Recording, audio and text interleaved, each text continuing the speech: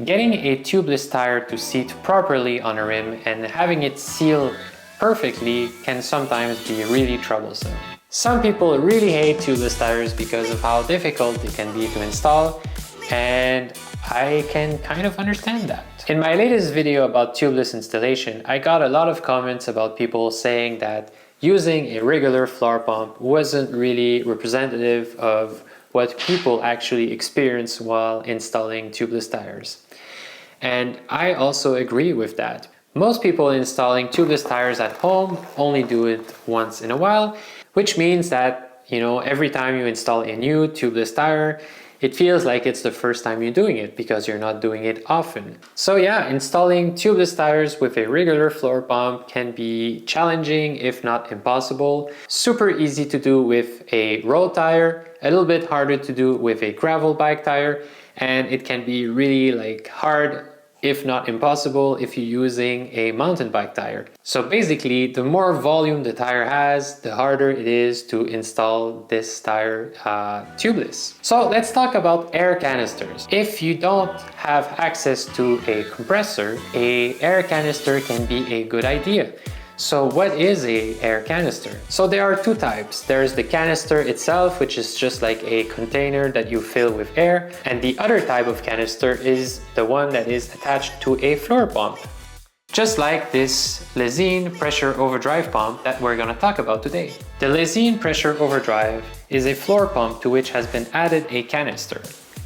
It works as a regular floor pump, but you can also build pressure into the canister and then release the valve to inflate and seat even the most stubborn tubeless tire.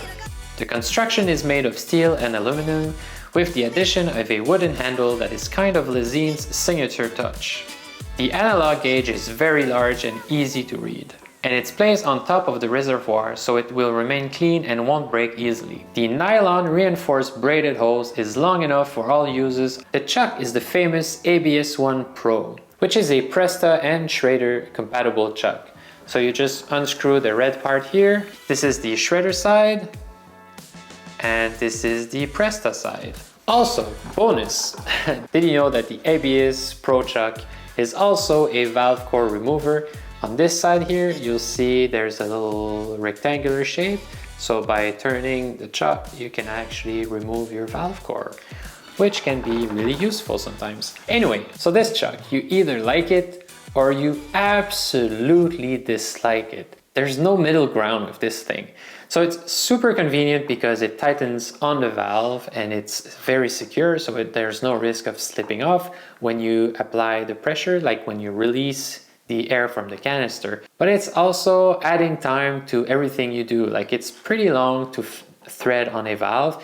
If you have multiple tires to inflate in a short amount of time, let's say you're on a race site, this is really problematic. I would probably recommend changing the chuck if you need speed in your workflow, or just using the speed chuck from Lezyne, which is a add-on that you thread on and that will just slip on and off a valve.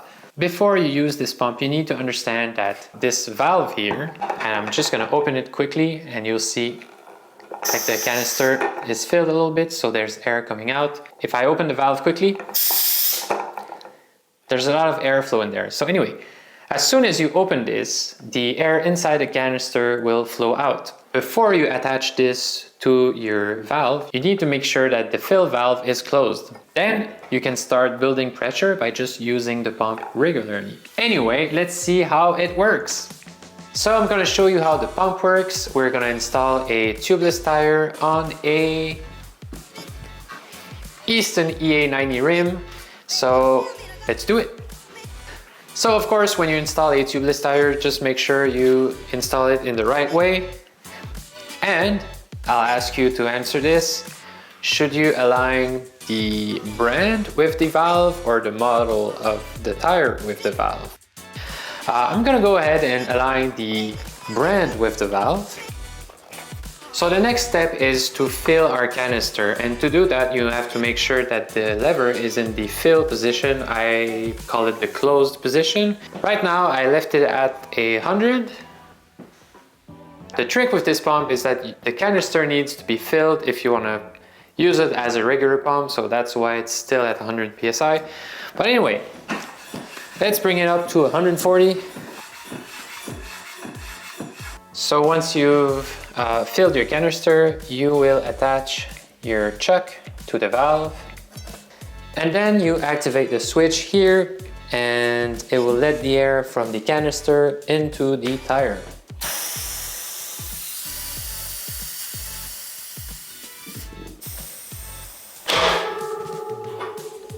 The next thing you need to do before removing the chuck from your valve is to make sure that the valve is in the closed position. Otherwise, all the air contained in the canister will get out, and you don't want that, because if you have a second tire to do, you'll have to refill your canister, which is kind of annoying. So that's it. Super easy. So if the canister is empty, you'll have to refill the canister until it reaches the same pressure that's already into the tubeless tire. And then you'll be able to add pressure if you need it. So yeah, don't forget to close the valve before removing the chuck. So anyway, let's talk about the pros and the cons of the Lezyne Pressure Over Drive pump. The pros. While the airflow is surprisingly high, which is good because you kind of want like the pressure to inflate the whole tire at once, so all the areas of the tires are moving equally out, so it seats properly eventually. The pump function is really smooth, like anyone can use this pump. It's not the fastest pump to pump with, like it's so easy to use. Like what I mean is it doesn't require a lot of strength to push down. It's a smooth operation, it's good. The gauge is really easy to read, like it's big, it's on the top, so there's no like, it's easy to read. It's made of durable materials. So Lezyne has this tradition of making like durable products. This pump is made of steel, it's made of aluminum, it's got a few plasticky parts. I don't think that's a problem, and because it's made of durable parts, I guess it's been designed to be fixed or repaired, which is really good. Lezyne sells a whole lot of small parts and accessories that you can buy so you can fix your pump. It's also lightweight. Considering there's a whole canister attached to a regular floor pump, this pump isn't really heavier than any other pump I have here. Being lightweight means it's also easy to carry around, which is good. Now let's talk about the cons. The cons, there's not a lot. The chuck, for most people, will be a major con. And I've been using Lezyne products for years now, and I can say that I don't know a lot of fans of the ABS1 Pro chuck. But nevertheless, I think it's a good product. It's just not good in a fast-paced environment, like on race side, at the track, it's terrible.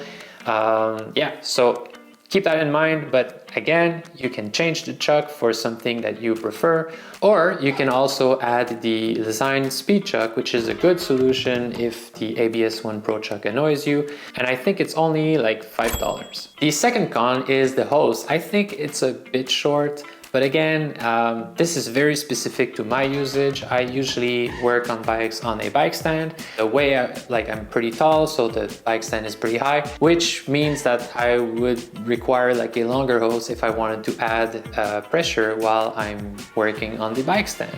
But this is just me, like I like to do everything on the bike stand before like taking the bike off. So having to remove the bike for the bike stand and then adding pressure in it, like I wish the hose was a bit longer, but that's just me. It's not really a con, but something that annoys me a little bit is the little hook to attach the chuck. I think it's a bit flimsy. The chuck often eventually falls off by itself. If you travel with the pump, there's no way to secure the chuck like firmly to the pump. So the most often times I've seen damage done to these pumps were in transport, where the chuck would fall off the pump and then the hose would be dangling and catch into something and then it would tear off. So I just wish they would find something to make it a bit more secure. In my case, I'm just going to attach it with a tow strap, but something to keep in mind. And the last thing that's kind of a con for me is the flip switch. So it's meant to be a foot switch, but it's so small that if you're wearing big shoes or like, I don't know how to say this, but if you lack precision with your foot, it's super annoying to use. Like your foot will slip off the switch often, so you end up having to press down with your hand. So I just wish there was a bigger tab on the top of the fill switch so that it would be easier to press down with your foot. But that's, you know, again, like something that I find annoying. It's not a major thing, it's not a deal breaker. It's one of the things I would probably try to improve if I was Lezyne and I needed to do like a second version of that pump. So, final words. If you're looking for a portable tool to install tubeless tires either at home or in a small workshop and you don't have access or the room for an air compressor, the Lezyne Pressure Over Drive pump is a very good choice. It's a floor pump, but it's also a canister to inflate tubeless tires, which is great.